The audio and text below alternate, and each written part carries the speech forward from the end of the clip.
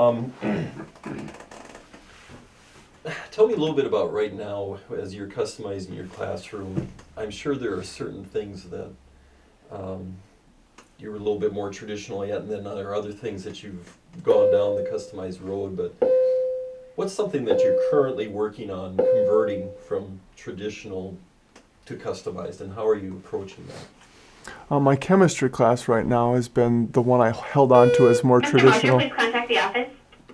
And so, should I start over? Yeah, let's start over with that. So, go ahead. My chemistry class is the one that I've tried to kind of hold on to as a traditional course just because of safety reasons and just the level of content is something most students don't have much exposure to. So I felt like for my comfort zone and for theirs, I kept it traditional. But this year I've tried to make it more customized, and I've done that through electronic portfolios where instead of the lecture and the lab and the everything happening in sync, I've allowed the internet and a wiki or a space on Google Sites to be sort of the place where kids can be in the sandbox and play with the ideas. So the projects are set out for them in Blackboard Learn, and what they end up doing is just going through a 5-step process. Every project is a chunk of content, and the course is set up for them to go at their own pace and to be very conversational with me.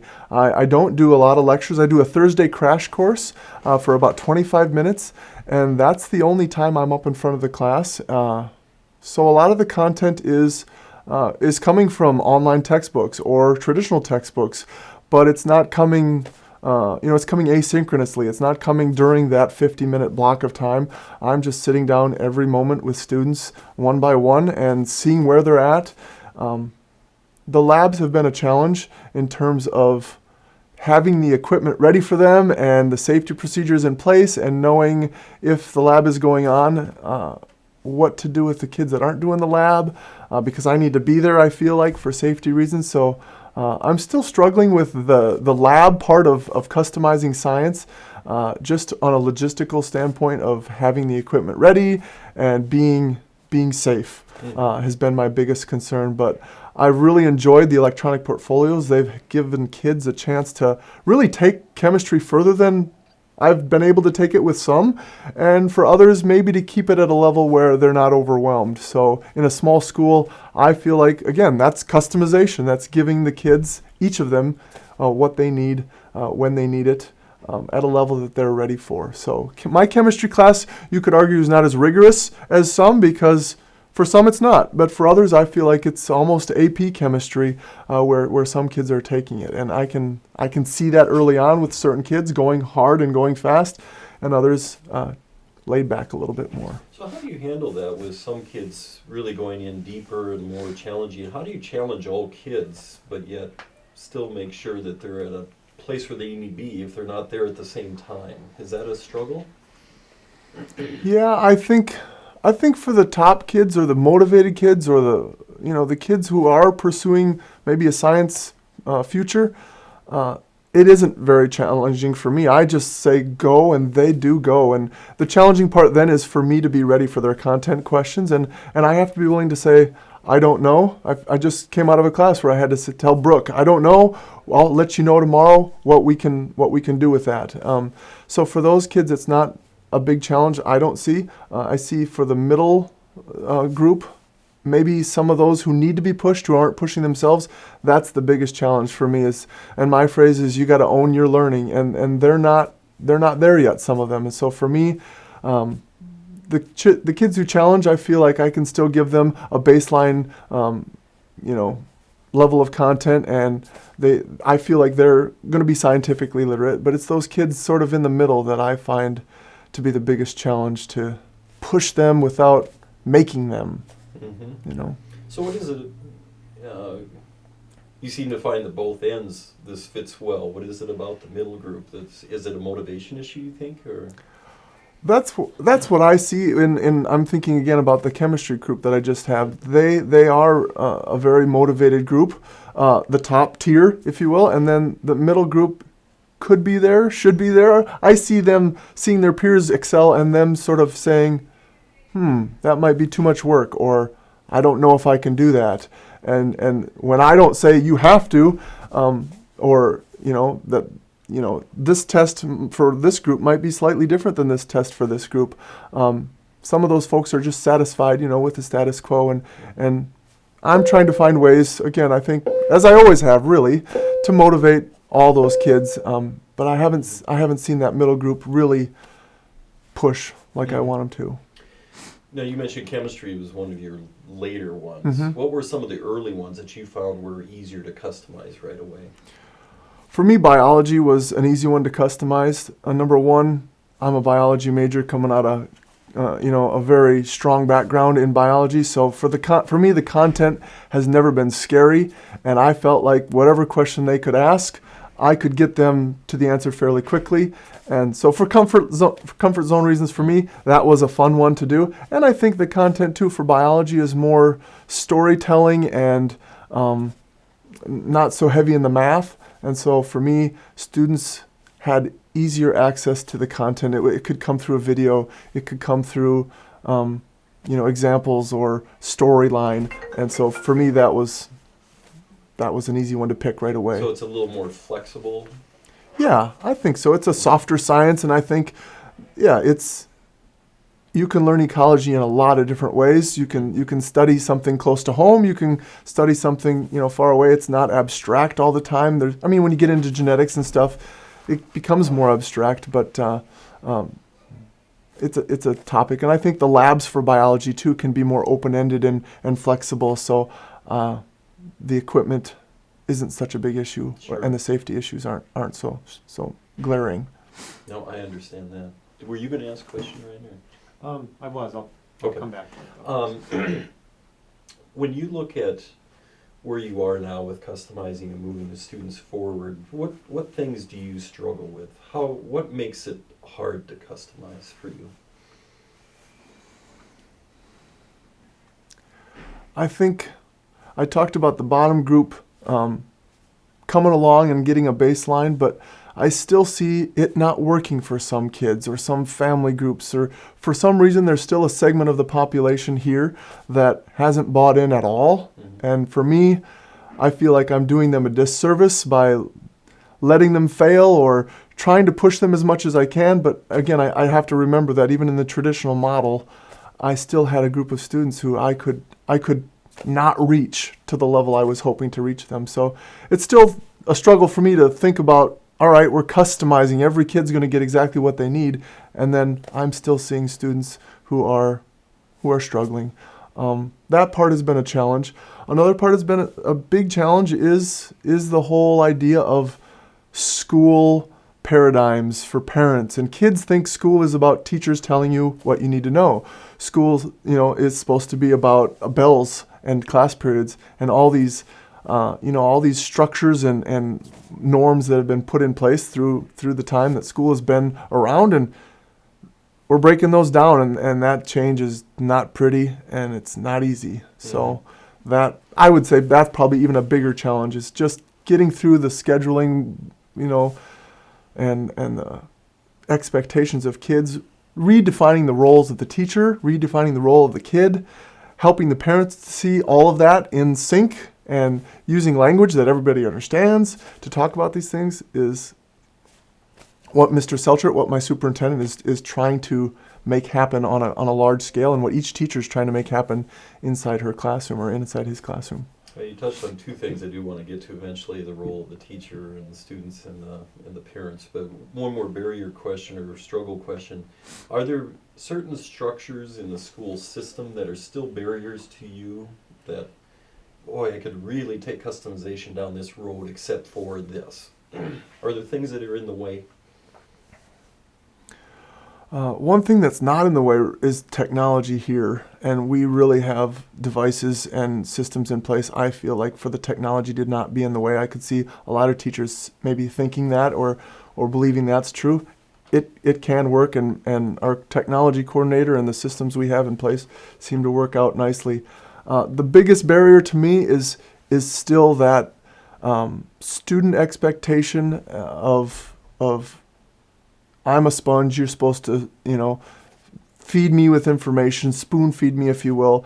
And and parents too, not maybe viewing the teacher as I'm not teaching their child anymore, when in fact, we're busier than ever working from student to student. I think that barrier, that change in paradigm is a tough one, and it seems to be the biggest struggle we're having.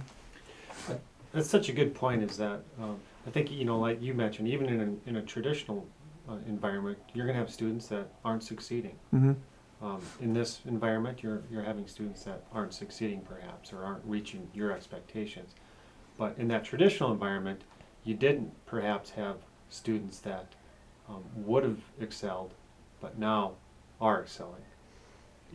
Very Just true. like Parker, for as an example, he's a student that he's excelling. He's going off, and in our first interview with the other young lady, she just talked about that. Yeah, just how having the ability to really go off and go in depth on a particular topic or something they're interested in that traditional environment. Well, that wasn't allowed. If they did want to do that, it was on their own time, and maybe they weren't even given credit for it. So Very true. So Yeah. I'm sorry, I wanted, but it just makes me think of that in that traditional environment, the students that could excel weren't allowed to excel, but now they are. So that's such a positive thing. But it is interesting to hear you Yeah. say, though, that there's still some students. Yeah. that It just doesn't necessarily move forward. With the parents, I know there's probably been tons of communication about these changes and all the things you're doing. I mean, if you were to give advice to other schools or teachers, how do you help parents understand? Or are there things that you really should focus the most with talking with parents? How would you approach communicating with parents, looking in hindsight now? Mm-hmm. I think I would see repeated. I mean, I think the conversations and the modes of conversations, whether it's letters home or school announcements or flyers or meetings with the parents, I think would all be good. And I think repeated, at intervals, having these conversations at the beginning of the school year on back to school night would be a great time to just start the discussion. And then conferences, each teacher might have a little bit that they share with the parents who come to conferences, and announcements and emails, those kinds of things too. Just continue to have the conversation. We maybe had a nice big splash, and then we were quiet for a while about it, and kids floundered and kids succeeded, but parents were kind of lost in, okay, I heard about this, I don't really know much more. But I think just a continued discussion going on, a dialogue that just doesn't stop. So when changes are made, I mean, we're 2 or 3 years into our customization here, and we're changing things already. We're not doing what we did last year in customization in some regards, and so just to keep the discussion going, I think would be critical, and do be intentional about inviting certain stakeholders. I mean, there are community leaders, there are school board members.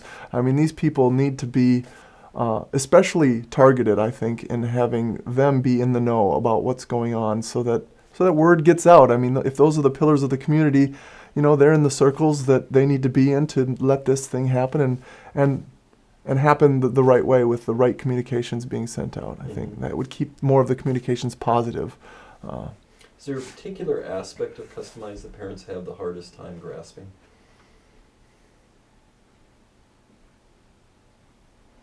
I just still hear a lot of parents saying, we didn't do it that way, I don't understand it, and it seems like you're not teaching anymore. It seems like they don't say you're not doing your job, it seems like you're not teaching anymore. And I try to have the discussion with them. I just try to paint a picture of what's going on in my classroom. Like, I am sitting here with Billy at least 5 minutes every day, one-on-one, and we're having discussions about what he needs to do, where he needs to go, and what he currently understands. And I mean, we're identifying misconceptions. We're doing all the good teaching we did before. We're just doing it at the right time with the right kid for as little time as possible so that they can get on and go. But that's hard for parents to see when they've never seen it before. And it's different, yeah. That's a good answer. We've heard that before. Teachers aren't teaching anymore, and that's a tough one. And It's a tough one to I think we have several families leaving our district because of that particular reason. And that's a real fear for us. I mean, we know how funding works, and we don't want people leaving our school. We don't want to do them a disservice. But are the students learning? That's the most important thing. Right. And they are. And the ones who are leaving, there's varieties of reasons. We don't need to talk about that here, but I can see that being an issue in certain schools where those folks don't like change. Yeah. From the role of a teacher, you mentioned earlier that, how that's changed. I think most people have recognized teachers need to not be so much in the role of delivery of information. Mm-hmm. But I think sometimes people have trouble, but what is our role then? What would you say what is the transition you see for yourself? What is the changing role of the teacher? Yeah. The words coach come to mind, the facilitator role, and I think those really have always been there for me in my training. Those were the words used to describe our role, but I think motivator and encourager is now a more important word. I think because we're working one-on-one with students, we have to connect with them relationally. We have to see them and where they're at emotionally. And a lot of times when you're teaching a class of 30 and you're just giving a lecture, it doesn't really matter what their emotions are that particular moment. You're just giving your lecture. But when you're sitting there one-on-one with a kid, you need to know that person. You need to understand what motivates them, because you're working with them. And so I would add to coach and facilitator, I would add motivator and encourager. And then the big one for me, and it's always been big, but I've always struggled with it, is assessor and feedback giver. Somebody who, I give a test, but I want to know what you know, so I really want to assess where you're at. I don't want to know what your score is. I want to know what you know. And so finding different ways to assess, given time and space don't really matter so much anymore, and you don't have to take the test on Tuesday at 9 o'clock because that's when the test is delivered. I want you to be ready for that exam or that thing, and I want to be able to give you feedback very quickly so that you know what you know. And then if you don't know what you know or what you're supposed to know, we'll talk about that and we'll retest or we'll reassess. And so assessment for me has become, it's always been important. We talk about testing all the time, but assessment is I'm the new assessor. I feel like that is my role, to figure out what you know and give you feedback as quickly as I can so you can go from there. So much of education and the role of feedback has been more summative, Right. This is how you did. How do you structure it so that assessment's more formative in helping the students move forward? Yeah, I think, formative assessments probably starts before the unit or before anything ever starts, with the unit. So everything from pre-assessments, especially in math type, science content, if it's math related, I want to know where your math skills are before we go too far. And so pre-assessment's important. I think formative assessment can happen a lot of different ways, whether it's a survey or some sort of just conversation I have with you about your vocabulary about a particular topic. Or again, I do a lot of individualized assessments. So even my formative assessments end up being very individualized. I do a end of course exit exam, and that's my one summative assessment. I really do, for the most part, just have one summative assessment per semester. And I'm not sure I like that right now, but I do a ton of formative assessment then. Your grade book, if you will, is full of formative assessments that I know at that point you knew it, and then at this point you knew more, and then, the summative assessment for me is really just one piece. And it's a heavy piece. It's the piece at the end that really dictates whether you have learned the material and retained it or not. Whereas those formative pieces are basically telling me, are you on track? Are you ready for what's next? Not so much have you retained it yet, but that part comes with the exit exam. So the play between formative assessment and summative assessment for me is still something I'm trying to tweak and design to be right for what we're doing here. So much of customized learning revolves around mastery-based or competency-based learning. The idea that we move students forward after they've mastered material, not just on a time-based schedule. In the past, I think a lot of it revolved around chapters and units as the assessment point. How do you determine now, master what? What's the chunk that they need to demonstrate mastery? How do you figure that out? Sure. Right now, I do use the word projects. I think of a project being either one or multiple content standards.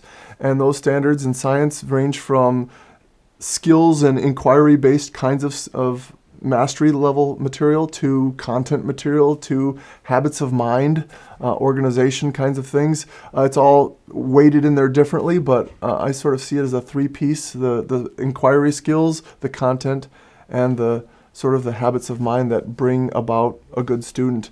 And then the test questions or the conversations I'm having are pointing very strongly to those content pieces, to those inquiry skills. And if through a conversation or through an essay or through a multiple choice test, you can show me that you have those, we're done with that for now, and we'll try it again on the exit exam later on.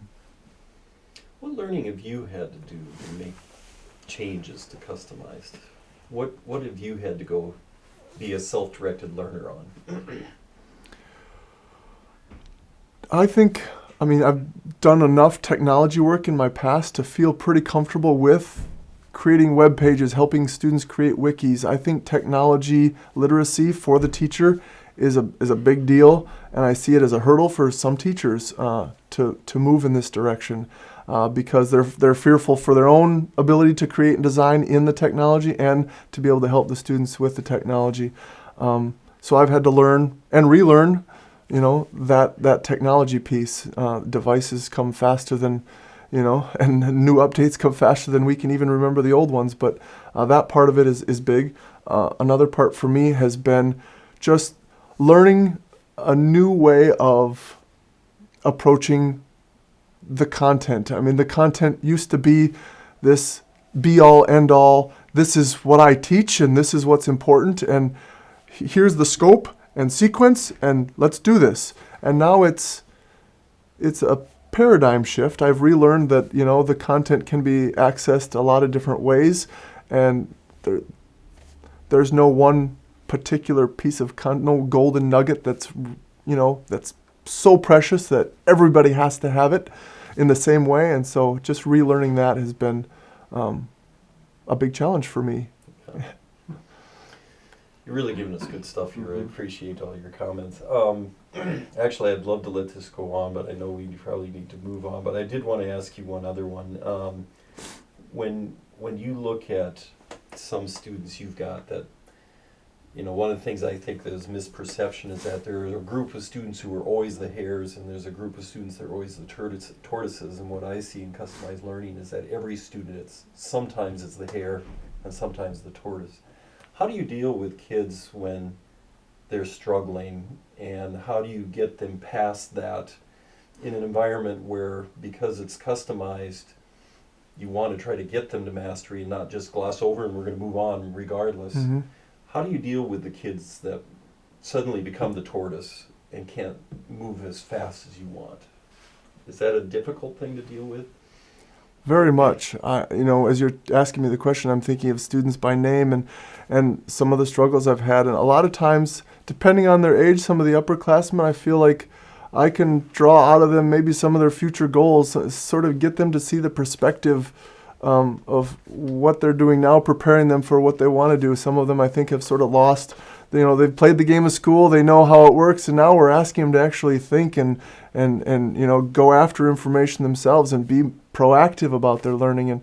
And so for some of the upperclassmen, trying to show them that, this is the habit of mind you need for a college or for a military mindset or for a job-based mindset. This is what your boss is going to ask you to be doing and thinking like. And for some of the younger kids, again, just being an encourager and trying to show them what can be in science, I think I'm a little bit at an advantage. There's some cool stuff we can show you, and we can motivate you just by how neat something is, or how interesting it could be. And I find science interesting. That's why I teach it. But some kids have, maybe through their elementary years, I'm not blaming elementary teachers or middle school teachers, but sort of lost the fire for what I teach for science. And so showing them a simple demonstration or that's elegant and it shows something that we're learning about, getting their hands on materials and again, making it real, making it relevant, can then help the rigor down the way. So, but that's a traditional, classroom struggle too, just making it relevant and so that part hasn't really changed, but it's still a struggle.